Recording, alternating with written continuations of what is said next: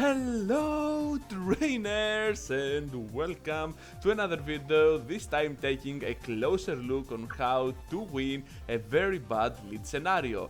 So there are a few ways to do that, but before we dive into those ways, be sure to subscribe to the channel and like this video in the end before you go, just to spread the word around that we are having some really helpful and fun videos out there. So now, without any further ado, let's dive into some really bad leads and let's see how we overcome those situations. So the first one is starting with a red steel facing a Medicham. You all know how bad red steel performs against a fighter, especially with shields up. So we're gonna go ahead and bring our Sableye into play, our safe swap. So now let's go with the foul plays against that Altare, because we have already farmed up a lot of energy, and here is where things get messy because they made the mistake to let us overfarm a lot. So I'm like, why not shield here? We're just gonna go for another move because we are even on shields, and let's see how they react to that. I think they are just gonna take it, and boom! Down goes the Altare and we flip the entire match around. But they have still another counter to our red steel, which is Galarian Fisk, and let's see how we can do against that.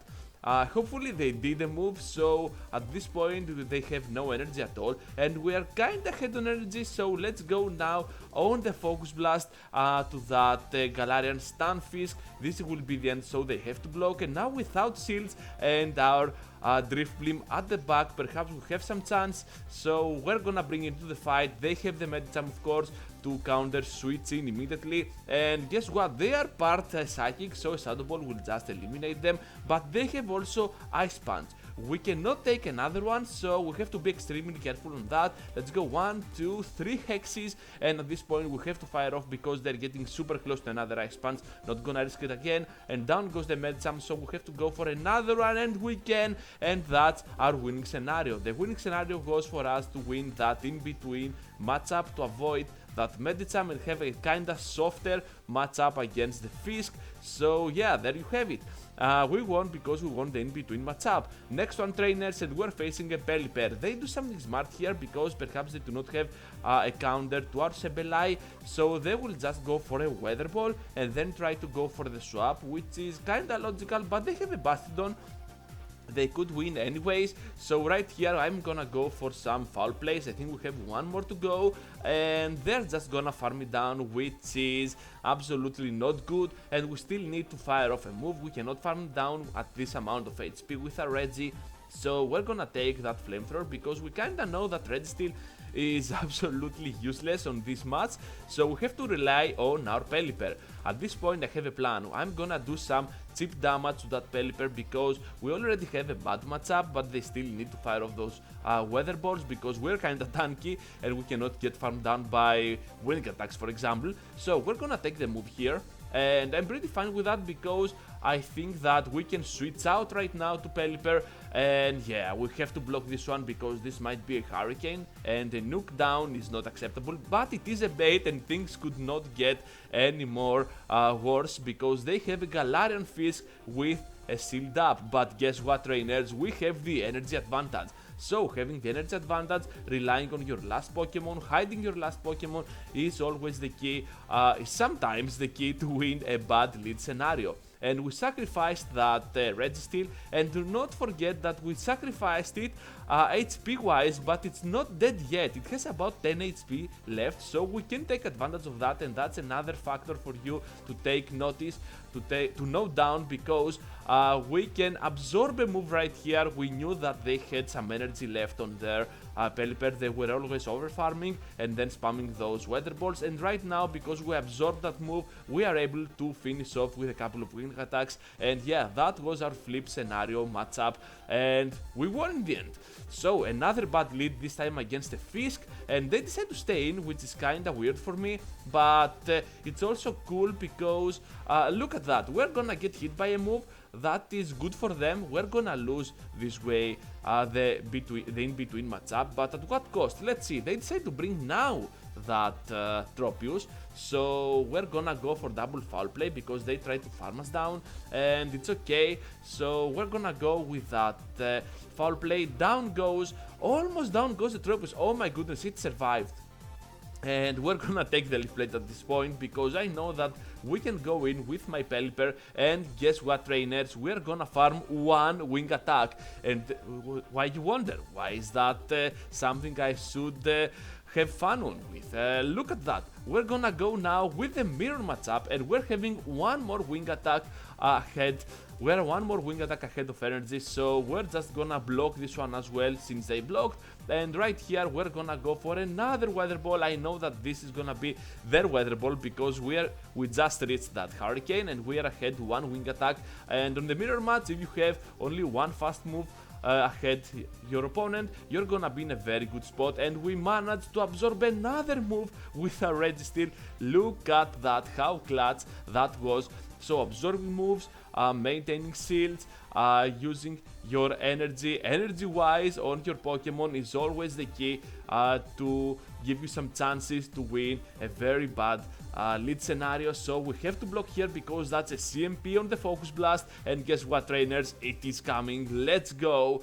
Down goes the Fisk with the Focus Blast, and yeah, Pelipper is no joke for us at this amount of HP, so we're gonna take the win here. And let's face now a Charizard on the next one. You all know how bad Registeel performs against Charizard, especially from Ultra League, so I'm just gonna let that hanging there. So they decide to bring out their Serperior, absorbing my foul play. I would go, I think, with return, otherwise, I don't know, we'll see. So I decided to take this Frenzy Plant now because I have no chance. Even another foul play will not be enough and I will be down shields, so I will just rely on my Pelipper. Because right here we're gonna take another move, the Frenzy Plant, and I know that I have to overfarm at the point that I have 100 energy, and right now go for the Flash Cannon and let's get the maximum out of this matchup. So they decide to bring back the Charizard, which is kinda acceptable, and that's a Blast Burn. Boom! Look at that, down goes the Reggie. So we're gonna go in again with the Pelipper, and let's see how they react to that. They have two Pokemon, kinda weak to my Weather Ball, but we do not deal super effective damage with the wing attack, so we have to take out their shields in order to succeed.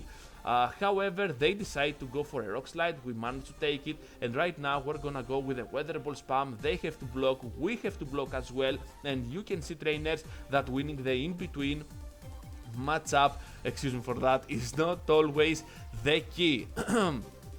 So we're gonna go for another Weather Ball. Last shield is down, and if we play this right, we can absolutely win. This is almost a CMP, and that makes me wonder, can I go for the little bit of overfarm here? Yes, we can. About two more wing attacks, so overfarm, another key option for you to take advantage of. And we can go for the last second Weather Ball because we farmed a little bit on that Charizard with our wing attacks, and we can take out that Galarian Fisk, no problem, easy peasy. So another team from our side against a very bad lead with the Stunfisk, and we do not have a clear answer to that, so I'm just gonna go with my Nidoqueen. And I had the feeling that this could not be an Earthquake, so that's a mistake of my opponent. And yeah, mistakes of your opponents can also be a huge asset for you, but you just have to understand them. Sometimes luck, sometimes the feeling, sometimes you count the moves. Yeah, counting moves is another factor for you to turn things around. So yeah, okay, we're just gonna go with the Earth Power. They're gonna block, and now we're gonna take their move. It is gonna be a Power Up Punch, and I'm pretty fine with that because I can go with a Poison Fang this time, and let's see how much damage this does. I think it KOs, so they are just gonna block. And yeah, because we hit well our third option, I think that was the key scenario for us. So I will just bring my Stunfisk here to get ahead on energy. They decide to go for a Hyper Move, I guess, but it did not work. So I'm just gonna accept the fact that I will block this one. It is just a Rock Slide, it's okay at this point. And I'm gonna go for the Earthquake to finish off their Fisk, and down they go. So we're gonna take the win here because they left the match. Perhaps that was a Basidon or a Flyer, they had no chance anyways. And this is the video. I hope you enjoyed today's video because I hope that a message was sent to you, trainers. Winning a bad lead, what can you do? You're gonna win, you have to win either the in-between matchup, you have to overfarm, you have to catch moves, you have to go for the sack swaps. Everything is possible to do if you want to turn around a bad lead. I think that makes sense in a way.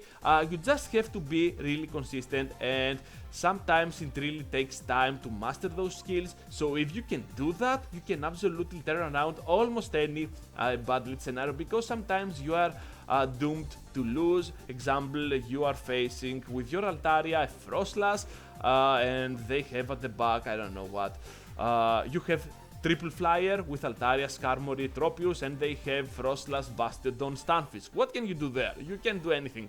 Sometimes you are destined to lose, but it's not always that kind of play towards your part. You can do some things to revert that, and yeah, you can see that if you win the in-between, if you win some other matches, if you get ahead on energy, if you overfarm, if you sack swap and other moves, you can definitely get ahead of your opponent and perhaps turn or flip the match around towards your sake. So this is the video. I hope you liked it. I hope you subscribe and like this video in the end before you go. And yeah, I hope to see you all into the next one. Take care, trainers.